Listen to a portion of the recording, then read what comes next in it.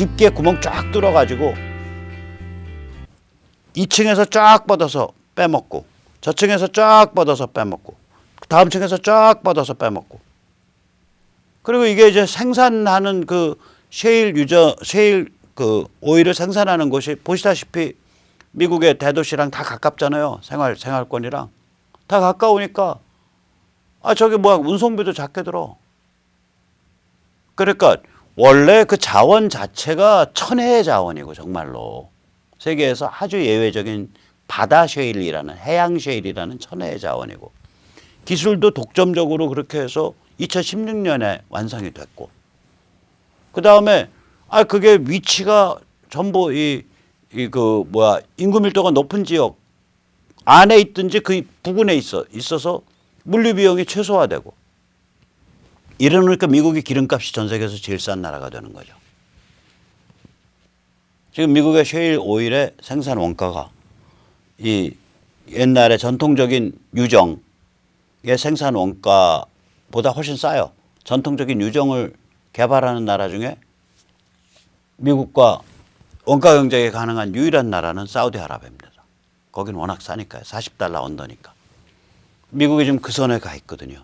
셰일 오일이. 그 2016년에 간 거예요. 2016년에. 거기에다 그 시점에 트럼프라는 희한한 대통령이 등장한 거 아니에요. 엄청난 리더십을 가진. 그러니까 셰일 혁명에 의해서 미국의 국력이 완전히 올라선 거예요. 이게 제가 그 조병설전에서 잠깐 말씀드렸지만 한 나라의 국력은요. 총체적 국력은 제 생각에는 최소 자원의 법칙이 성립합니다. 최소 자원의 법칙이. 최소 자원의 법칙이란 건 뭐냐면 우리가 나무 판자를 여러 개를 이렇게 엮어 가지고 만드는 그릇을 생각을 해보면 어떤 판자는 다 20cm씩 높이가 되는데 그중에 한 쪼가리만 10cm밖에 높이가 안 돼요. 그러면 하나는 20cm, 하나는 10cm면 물 담으면 10cm 때문에 10cm까지밖에 물이 안 당기잖아요. 미국이 그런 거거든요. 이제 국력이라는 게. 에너지가 결국은 중동에 사우디아라비아, 이라크 그리고 그 호르무즈 해협을 하시라도 작살낼 수 있는 이란 이런 데에 눈치를 봐야 에너지 공급이 가능했던 나라니까 당연히 힘을 못 쓰죠. 그러다가 이게 풀려버린 거예요. 그러니까 힘을 쓸 수 있는데 무한하게 힘을 쓸 수 있게 된 거예요. 이게. 그러니까 국력이 패권 국가로서의 세계 리더 국가로서의 국력이 무지막지하게 강화됐다고요. 근데 그 체력이 그렇게 강화된 시점에서 희한하게 그게 2016년인데 그 시점에 또 대통령도 희한한 대통령이 나온 거예요. 그러니까 미국이 지금 급속하게 빠르게 보수화되어 가고 있다니까요. 그러니까 우리나라 이 지식층이나 정치하시는 분들이 이걸 잘 알으셔야 돼. 두 번째는 뭐냐. 그런 관점이 딱 되니까 미국 입장에서 중국 저거 내버려둘 수 없겠는데 봐버려. 한번 제대로 밟지. 이렇게 나간 거예요. 힘이 넘치고 리더십이 강한데 내부에 트럼프 리더십이란 특이한 리더십이 왔는데 당연히 그렇게 가는 거죠. 그래서 중국을 제압해서 길을 들이겠다. 너 빠개지든 말든 주저앉든 말든 모르겠는데 너가 세계 경제에서 제일 단물 빨아먹으면서 쪽쪽 큰 놈이 세계 경제를 떠받치는 세계 질서를 네가 교란하고 부실라 그래? 이거 황당한 놈일세? 너 일단 좀 버릇부터 좀 배워가면서 세상 살아야겠네. 그거 아니에요. Behave yourself 영어로. 너 처신 똑바로 안 할래? 그러니까 나오는 말이 뭐냐면 중국이 그 글로벌 밸류와 노움을 무시한다 이렇게 얘기 나오는 거 아니에요. 그러니까 글로벌 기준에서의 가치와 규범을 무시하고 있다. 무시해왔다. 그래서 우리가 손보겠다. 이게 펜스의 10월 4일 허슨 연구소 연설의 핵심 컨셉이 그거예요. 다른 말로 하면 우리가 손봐서 쟤들 처신하도록 만들겠다. 이거라고요. 근데 처신하도록 만든다고 손을 보는 과정에서 중국이 분열된다든지 혹은 사회가 거의 빈사 상태에 이른다든지 그건 모르겠고 그건 걔들 비즈니스지.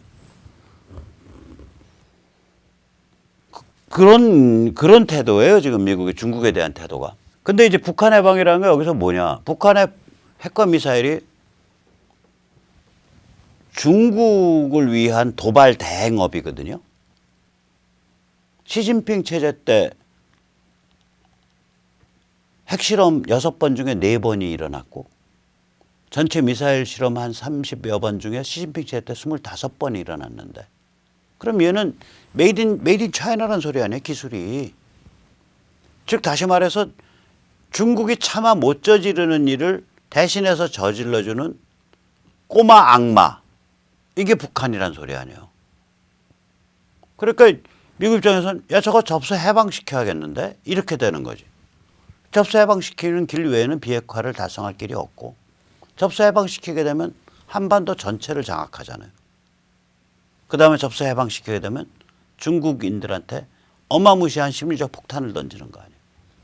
야 너희가 멸시하고 너희가 짐승같이 봤던 정말 사람이 사람을 잡아먹었던 불과 20년 전에 고난의 행군 때 그런 사회가 봐 5년 만에 너희보다 훨씬 잘 살게 되잖아. 자유민주주의와 세계시장의 그 세례를 받아서 너희도 좀 해보지 그래. 이렇게 되는 거예요. 그러니까 중국인들을 정말 복장을 뒤집어 놓는 모델 케이스를 만드는 거예요. 이게 이제 미국의 그랜드 디자인이라고요. 한편으로는 중국을 무력화시키고 다른 한편으로는 북한을 접수 해방시키겠다. 이게 미국의 핵심적 글로벌 전략의 그랜드 디자인 그 핵심부가 이거라고요.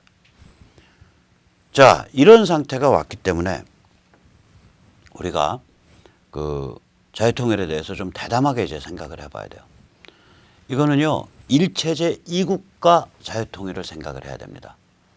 이 통일 그러면 이 보수 우파 뭐 저는 이제 그거보다 자유진영, 자유시민진영이라고 부르겠는데 이게 아무튼 이런 쪽에서 이제 은근히 깔고 있는 게 뭐냐면 원스텝 흡수 통일이에요. 이거 버려야 됩니다. 여러 가지 이유가 있어요. 우선 첫째는요. 이 다짜고짜 이 그림을 보시죠. 이렇게 펼쳐져 갈 거라고요. 미국이 북한을 접수하잖아요. 그럼 처음엔 미국과 뭐 호주, 뉴질랜드, 일본, 영국, 프랑스 이런 다국적군이 작동을 해서 북한을 접수할 거라고요. 그리고 일주일 안에 다국적군이 바로 유엔군 깃발을 들 거예요. 유엔 커맨드. 정전 상태 아니에요. 그리고 유엔군이 정전 상태에서 야 비상 상황이 와서 우리가 북한을 유엔군이 들어갈 게라 그랬을 때 유엔에서 그걸 컨트롤할 수 있는 게 아무 데도 없어요. 아무 데도 없어요.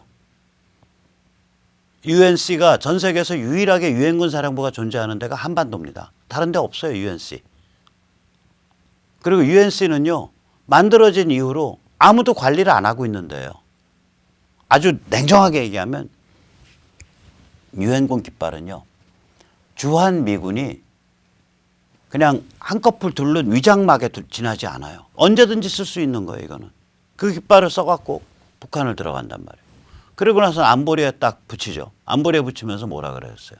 비토 안 해야 되잖아. 중국이나 러시아가. 그러니까 뭐라고 할 거냐면 제가 보기에는 여기 유엔 임시행정기구 가자. 근데 임시행정기구 안보리에서 컨트롤하자. 그렇게 나올 거라고요. 임시행정기구를 가는데 임시행정기구 안보리에서 컨트롤하자.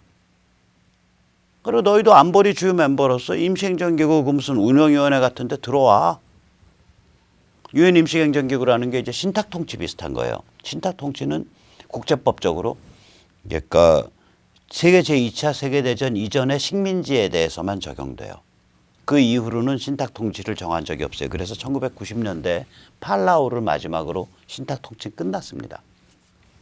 그 다음부터는 전부 유엔 임시행정기구예요. 그래서 캄보디아에 대해서도 1970년대 말에 운타 그러니까 UN Transitional Administration 운타 캄보디아 그러니까 유엔 임시행정기구 캄보디아가 들어갔었고요. 그다음에 1990년대 말인가에는 동티모르 지금 독립했죠. 그 독립 전에 유엔 임시행정기구 단계를 거쳤습니다. 유엔 임시행정기구 가자 그렇게 될 거예요. 그렇기 때문에 이게 유엔 임시행정기구 가면서 그리고 나서 한 3년에서 5년 북한 지역에 그 주민들이 최소한의 자치 능력을 획득하는 그리고 자유로운 세계에서 사는 것에 익숙해지는 최소한의 기간을 갖춘 다음에 자유조선이 건국될 거라고요. 그 천리마 민방위가 그 스페인 대사관 깬데요. 거기가 이름을 자유조선으로 바꿨잖아요. 의미심장하더라고요. 자유조선이 건국될 거라고요. 거기서. 그래서 자유조선과 대한민국 사이에 자유민주 남북 국가연합 프리 코리아 컨페더레이션이 만들어질 거라고요. 지금 이 게임이에요. 게임 자체가.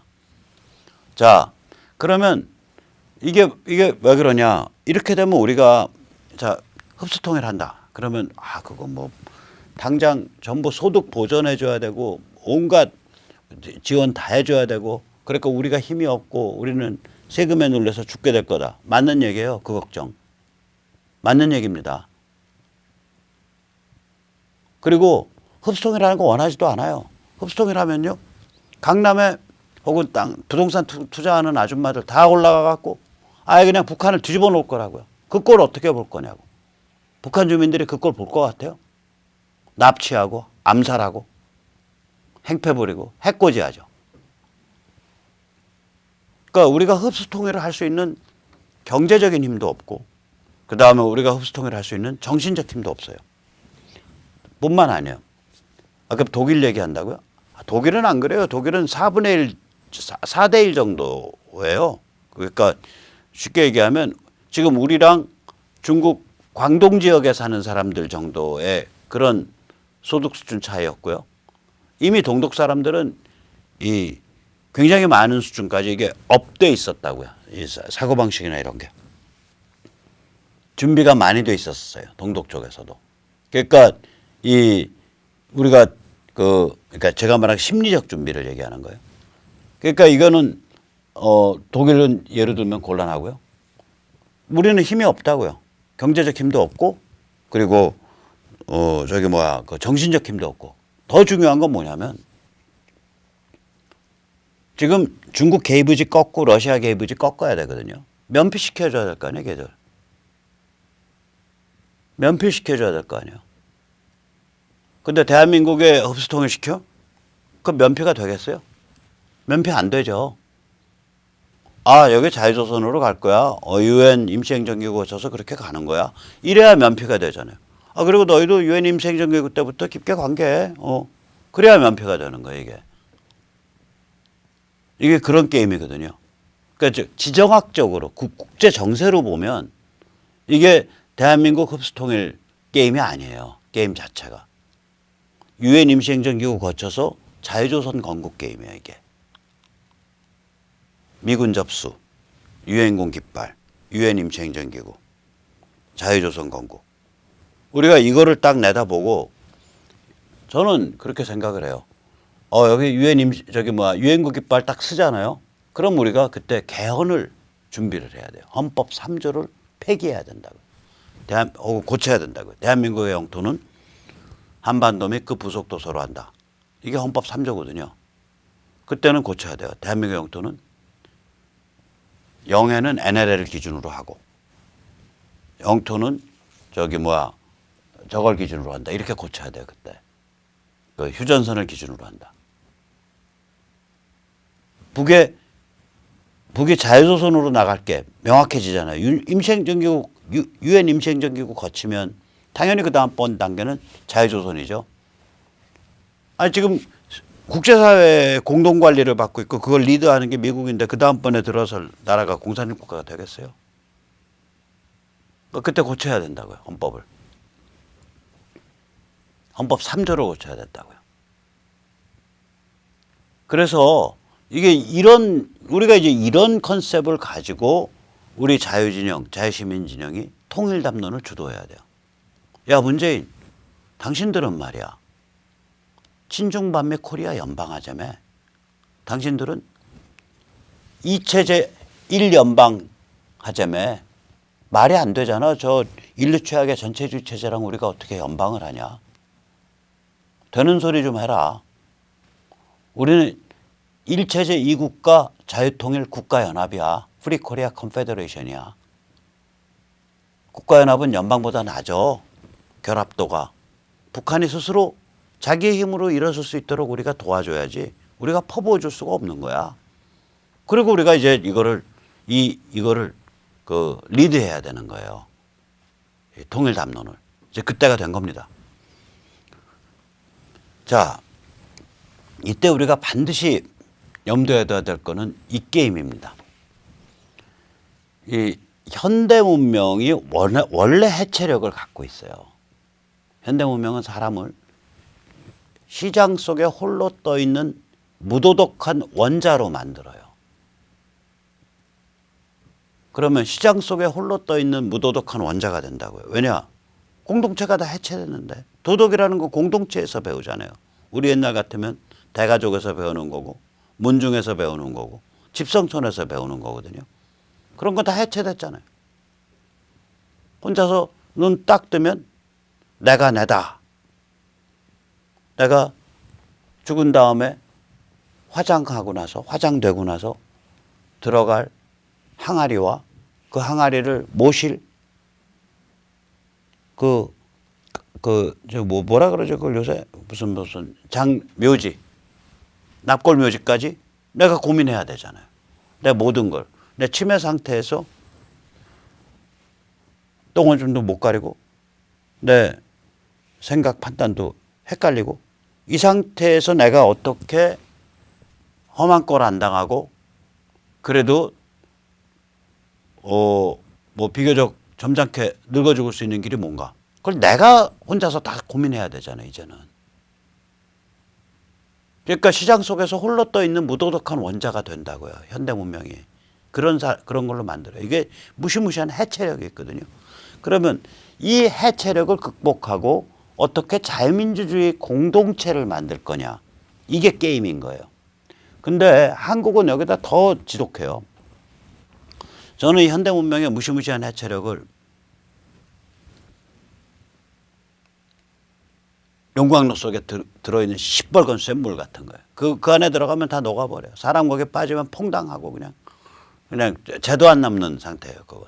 근데 그 쇳물을 담아서 뭔가를 만들어내는 틀. 이게 바로 자유민주주의 공동체를 만드는 힘이거든요. 그런데 웬만큼 살면 이게 대충 형성돼요. 그래서 얼레벌레 넘어가요. 이거를 이제 리드해서 제대로 만들었던 나라는 지구상에 2개밖에 없어요. 영국과 미국. 그것도 기독교 공동체 힘 빌어서. 다른 데는 영미의 모델을 갖다 쓴 거예요.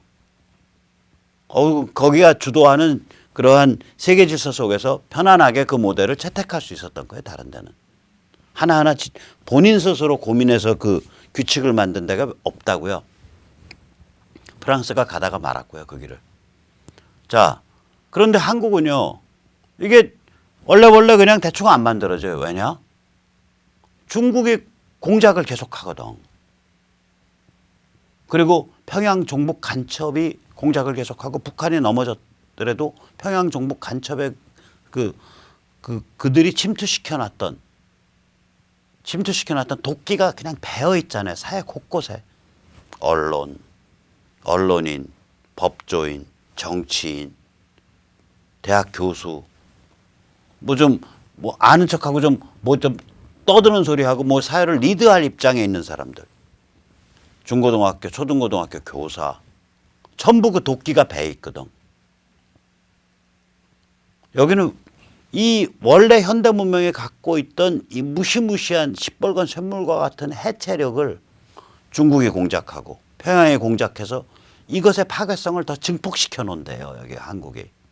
그래서 한국의 자유민주주의가 못 견디는 거예요. 이게. 못 견뎠던 거라고 이게. 이 정확히 우리가 이해해야 될 사정이 이거예요. 옛날에 공산당, 옛날에 수십 년 전에 북한은 적화잖아요. 목표가. 당면 목표가 적화잖아요. 직접적으로 적화라고요. 직접적 목표가 적화 운동해요. 이게 한 1990년대 중후반 이후로 확 바뀌어요. 직접적인 적화가 아니라 해체예요. 그러니까 예를 들면 LGBT 동성애, 뭐 레즈비안, 게이, 바이섹스, 트랜스, 그러니까 여자 동성애, 남자 동성애, 그 다음에 그 남녀 성 전환자, 양성애, 이걸 LGBT라 그래요. 그러니까 여자 동성, 남자 동성, 양성애, 남녀 성 전환자, 이런 그러니까 가족과 섹스에 관한 아주 생물학적 도덕과 관계된 것조차 해체하는 흐름하고 종북 흐름이 같이 놀았었잖아요. 해체하는 것, 해체 운동하는 것 따지면요, 군 인권 뭐 이런 거 막 따지면 가보면 그 밑바닥에 종북하고 친북이 깔려 있어. 아, 그럼 그렇게 인권 좋아하면 북한에 대고 인권해야지. 안 하잖아. 거기는 안 해. 심지어 여성 인권도 똑같잖아요. 자기 이른바 깡통진보 진영에 불리한 거에 대해서 여성인권단체가 입도 뻥긋 안 하잖아요. 박근혜 대통령 그렇게 인격 탄압당하고 그렇게 인격 말살당하고 뭐 비아그라 뭐 저쪽 그룹섹스니 뭐 최태민 악령이니 한다고 주장할 때 종교인권단체 나선 적 있어요? 여성인권단체 나선 적 있어요? 안 하잖아. 종북 친북 그 코털도 안 건드리려고 그래. 무서우니까. 그럼 여기가 왜 그렇게 된 거냐. 종북 친북이 그런 해체 운동을 다 거느리고 있는 거예요. 사회의 전통적 도덕, 가치 이거를 해체시키는 것이 쟤들의 핵심 전략이라니까요. 그게 핵심 전략이에요. 얘들이.